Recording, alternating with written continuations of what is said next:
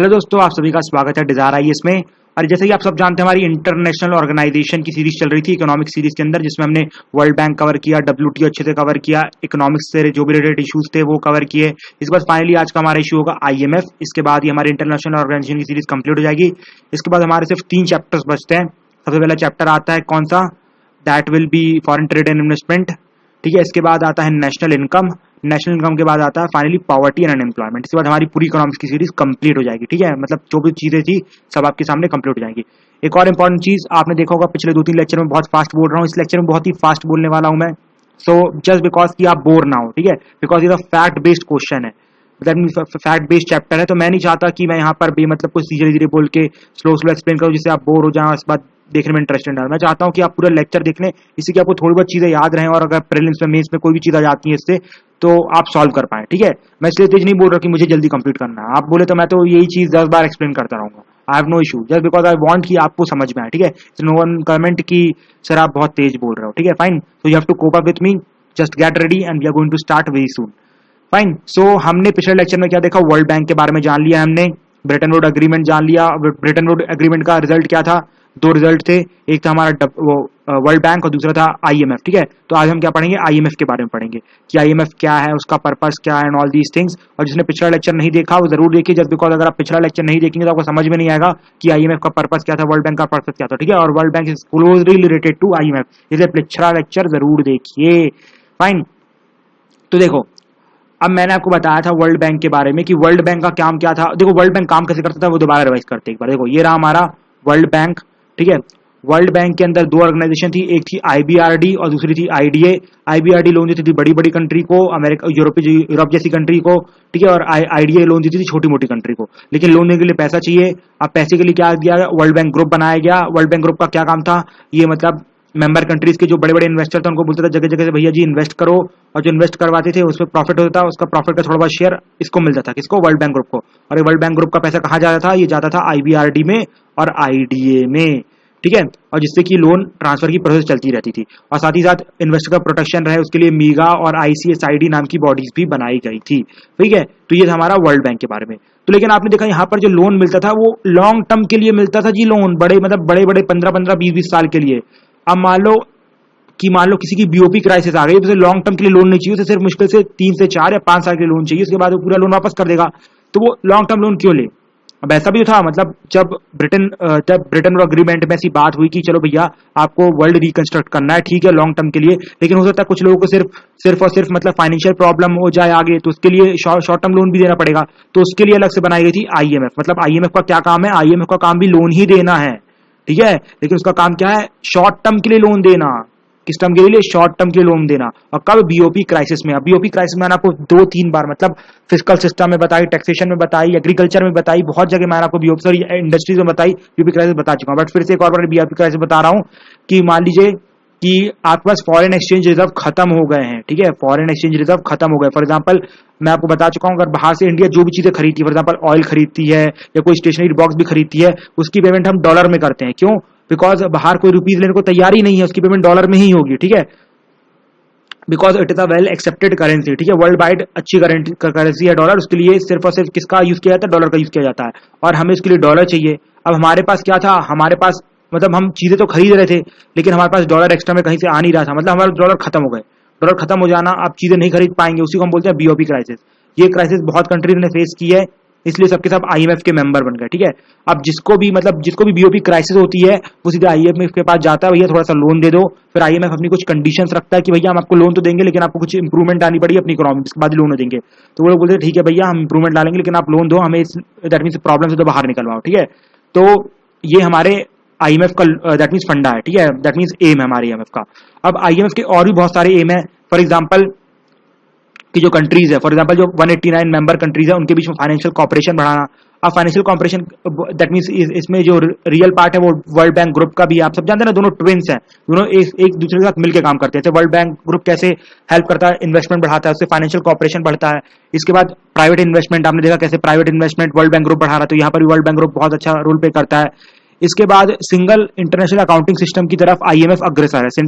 That mean single international accounting system का मतलब होता है कि अभी हम अलग अलग सिस्टम यूज करते हैं। For example PPP, that mean PPP, ठीक है, ट्रिपल पी आ जाता है ना, परचेजिंग पावर पैरिटी पे अलग से कैलकुलेट करते हैं इनकम को, फिर उसके बाद जीडीपी बेसिस पे अलग से कैलकुलेट करते हैं, जीएनपी पे अलग कैलकुलेट करते हैं। तो आईएमएफ चाहता है कि सिंगल इंटरनेशनल अकाउंटिंग सिस्टम हो जिसपे सब लोग दैट मींस अपनी ये जो नेशनल इनकम है कैलकुलेट करें। मतलब अभी क्या है, हर कोई अपनी नेशनल इनकम रुपीज, जैसे फॉर एग्जांपल इंडिया रुपीज में करता है, जापान येन में करता है, अमेरिका डॉलर में करता है, फिर फाइनली जो रुपीज को कन्वर्ट करना पड़ता है डॉलर में, इसके बाद हमें अपनी रियल इनकम इकोनॉमी का पता चलता है। ठीक है, तो आईएमएफ चाहता है कि सिंगल इंटरनेशनल सिस्टम रहे चाहे जो भी हो, ठीक है, तो उसको प्रमोट कर रहा है। साथ ही साथ स्टेबल फॉरेक्स रेट रहे, ठीक है, जो मतलब समझ रहे हो फॉरेक्स रेट, मतलब जो रुपीज का जो रेट है वो अप्रोक्सीमेटली डॉलर के मुकाबले ज्यादा फ्लक्चुएट ना करे। दैट मीन सारी करेंसीज का रेट एक तरीके से फिक्स टाइप का हो।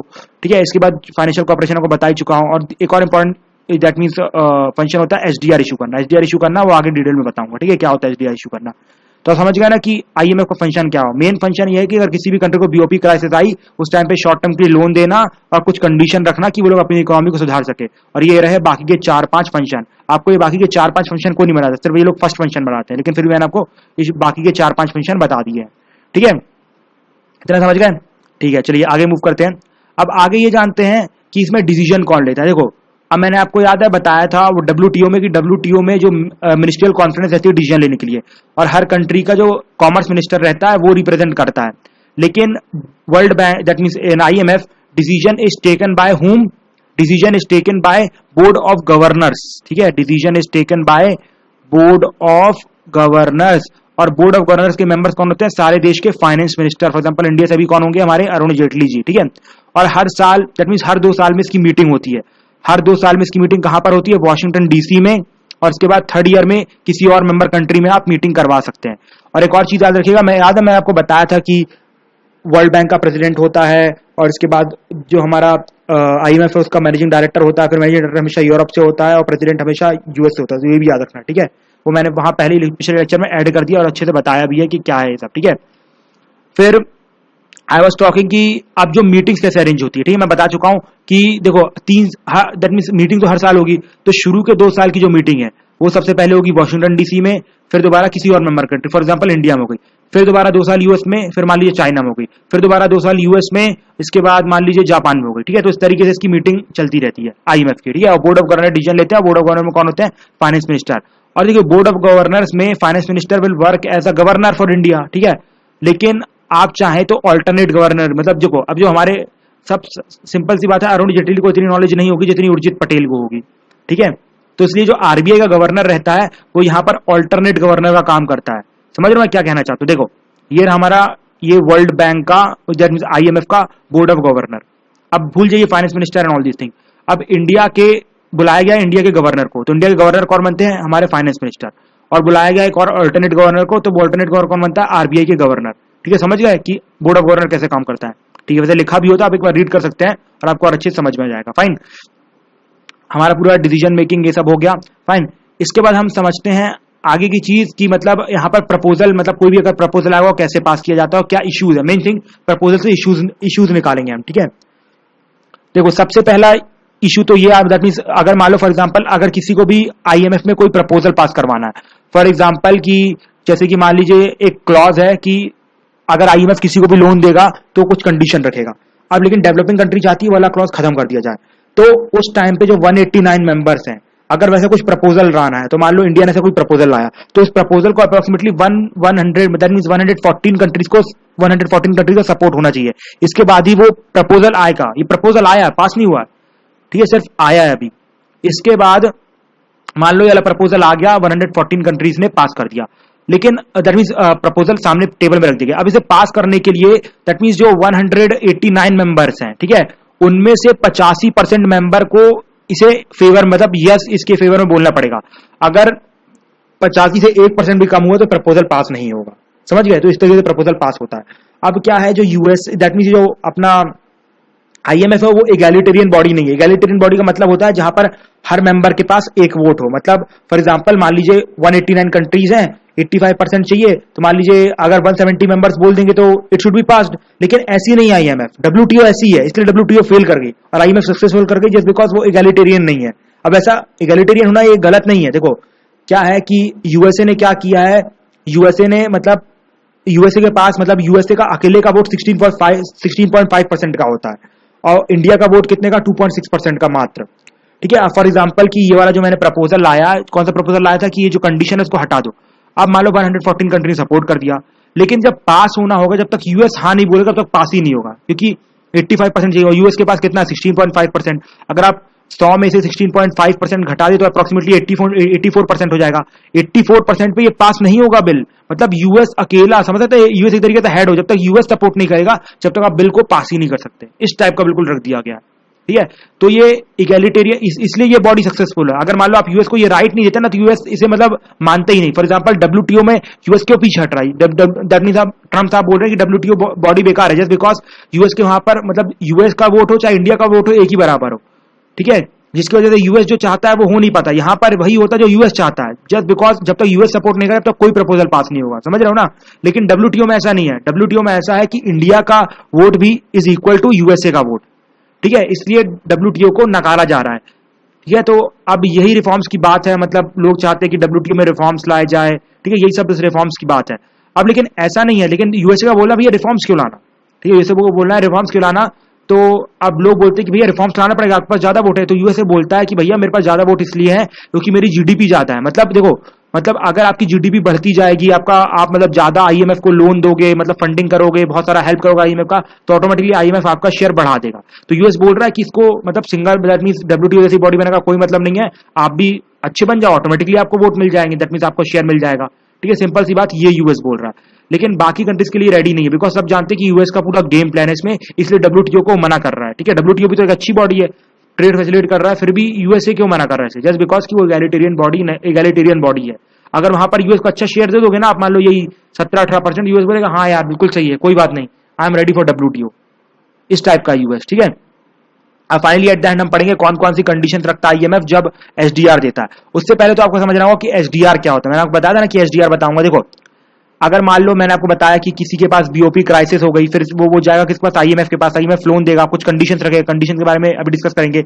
लेकिन जब वो लोन कैसे देता है, आपको क्या लगता है वो डॉलर में पैसे निकाल के देता है, रुपीज में पैसे निकाल के देता है, ऐसा कुछ नहीं है। वो क्या करता है, एसडीआर नाम का कुछ कॉन्ट्रैक्ट पेपर देता है। ठीक है, फॉर एग्जाम्पल मान लीजिए ये रहा हमारा एसडीआर, ये मतलब इस टाइप का कुछ समझ सकते स्टैम्प पेपर देगा। ठीक है, उसमें लिखा रहेगा 10,000 करोड़ डॉलर। ठीक है, बस ऐसा लिखा रहेगा, सिर्फ एक सिंपल पेपर रहेगा, 10,000 करोड़ डॉलर लिखा रहेगा। अब ये बाकी मेंबर कंट्रीज का काम है कि वो 10,000 करोड़ डॉलर मतलब इनको देना, मतलब जो भी कंट्री बीओपी क्राइसिस ले रही है, जो मतलब बीओपी में फंस गए। फॉर एग्जांपल इंडिया मान लो आईएमएफ के पास 1991 में गया। ठीक है, अब मान लो आईएमएफ ने 10,000 डॉलर का एसडीआर साइन करके दे दिया। अब ऐसा नहीं है कि यूएस अपने जेब से 10,000 डॉलर निकाल के देगा, इसका मतलब ये है कि मान लो हम जो भी इंपोर्ट करेंगे यूएस से, फॉर एग्जांपल ऑयल ले रहे हैं, तो 10,000 डॉलर में डिडक्टेड हो जाएगा। फॉर एग्जांपल कि हमने मान लो 10,000 डॉलर का कंप्लीट एसडीआर मिल गया। ठीक है, अब मान लो हमने यूएस से बोला कि भैया हमें 90,000 डॉलर का पेट्रोल दे दो, हमने ऐसा बोल दिया उससे, तो बोलेगा पैसे लेके आओ, यूएस बोलेगा पैसे लेके आओ। तो हम बोलेंगे हमारे पास पैसे नहीं है, हमारे पास ये जो अपना क्या बोलते हैं आईएमएफ का एसडीआर है, आप ये एसडीआर देख लो, देखो हमारे पास 10,000 की लिमिट है, आप 90,000 घटा लो और बाकी 1,000 छोड़ो, मतलब हमसे ये कोई भी पैसा नहीं लेगा, बस ये एसडीआर देख के मतलब बोलेगा हाँ नल एंड वॉइड डिक्लेयर हो गया, और उसमें माइनस करके लिख देगा कि सिर्फ आपके पास 10,000 डॉलर बचे। ठीक है, मतलब 10,000 में सिर्फ 1,000 डॉलर बचा, ये 90,000 डॉलर यूज कर लिया गया। ठीक है, तो सिर्फ 1,000 डॉलर बचा हुआ है। कैलकुलेशन में कोई मिस्टेक हो तो डोंट गेट इनटू इट, बस मैं आपको दैट मींस कॉन्सेप्ट बता रहा था। ठीक है, क्या होता है कि मतलब यहाँ पर कोई पैसे नहीं मिलते, बस बाकी कंट्री को दिखा दिखा के आपको जो चीजें खरीद चाहिए वो खरीद लो। जब तक एसडीआर में पैसे रहेंगे जब तक आप चीजें खरीद सकते हो, जैसे ही पैसा खत्म हो गया तो एसडीआर खत्म हो गया। ठीक है, तो ये है पूरा आईएमएफ का SDR. I think you have understood SDR, if you have not understood I am explaining again. ठीक है, जिसको समझ में आ गया वो स्किप कर दे 2 मिनट के लिए, इसके बाद कंडीशन के बारे में बताऊंगा।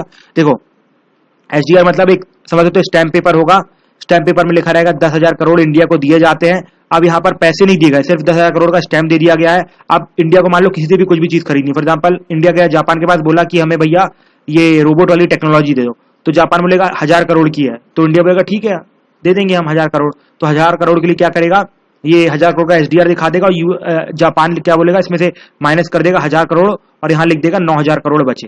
ठीक है, तो कुछ इस तरीके से समझ रहे हैं ना, मतलब दैट मीन्स जैसे जो हमारी बॉन्ड्स रहते हैं ना, बॉन्ड दिखा के काम चलाया जाता है, वैसे ये एक बॉन्ड की तरह होता है एसडीआर।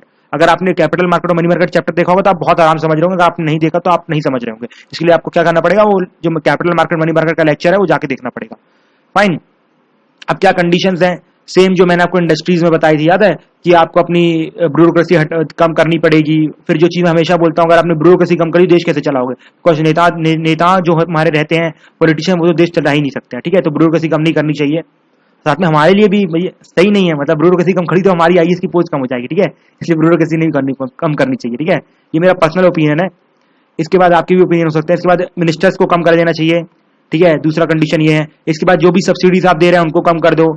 इसके बाद चौथा बोला जाता है आपका जो फिस्कल डेफिसिट हो रहा है उसको कम कर दो, मतलब उसको ब्रिज करो। अगर आपको समझ में नहीं आया फिस्कल डेफिसिट क्या है, कैसे ब्रिज किया जाता है, उसके लिए आपको मेरा फिस्कल सिस्टम एंड बजटिंग का चैप्टर देखना पड़ेगा, ठीक है।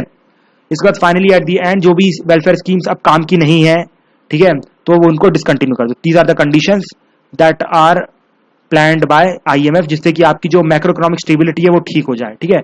मैक्रो इकोनॉमिक स्टेबिलिटी ये सब मैं आपको कहां बताऊंगा, नेशनल इनकम वाले चैप्टर में। फाइन, तो तब तक आपको वेट करना पड़ेगा। So till that time, this is the end of the lecture. This is the end of the international organization, and we are left with just 3 chapters in our economic series. One is national income, ठीक है, एक है foreign trade and investment, और finally last 2 chapters होंगे हमारे world, that means poverty and employment. Till that time, thank you, have a nice day, and keep supporting our channel and keep contributing to our channel. Thank you, have a nice day.